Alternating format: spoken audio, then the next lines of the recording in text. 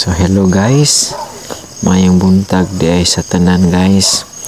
Ang update lang din ani sa akong okra karon is mag-harvest ko karon guys kay para isagol sa utan. Maubo nga sa okra ron guys kay sagol sa utan, kalamunggay o kalugbati para na masudan ba. Mao ni guys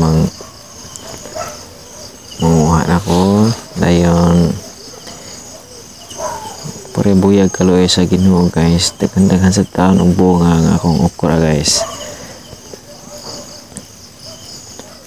Ato ning tarong putol kay so mo ni akong okrahan guys, nakalibunan na taon, wala na taon magunahi.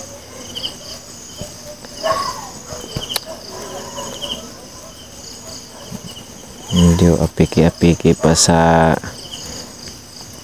mga buluhaton guys, usahay mong gawas ang pagkatapulan. Muna nga wala pagidaan na limpiyoy ang akong okrahan guys.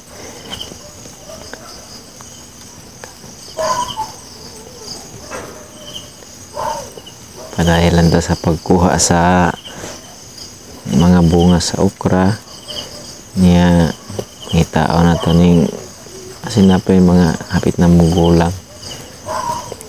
Mga nilang nabugwal hidapita guys, mo nang nalimpyo-limpyo. Hapit na sad mulugnas niya akong okra. Pinahala na sad ko ani mag tanong og lain na po nga mga okra kay hapit na ni magulang naman yung okra niya, malugnas na. Mao na ni guys ang akong nakuha nga okra guys. Daghan sa taon niya. Ang uban nga nagsunod ay pabili na lang po kay para po sa ugma na po ba nga makuha na po para mag-utan.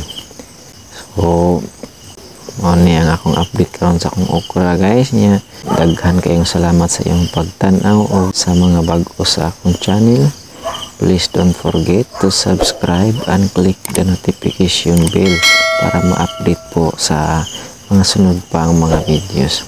Muna among balay diha dapita guys, kana nakita sa ko ng magulang ang kamoa sa payag.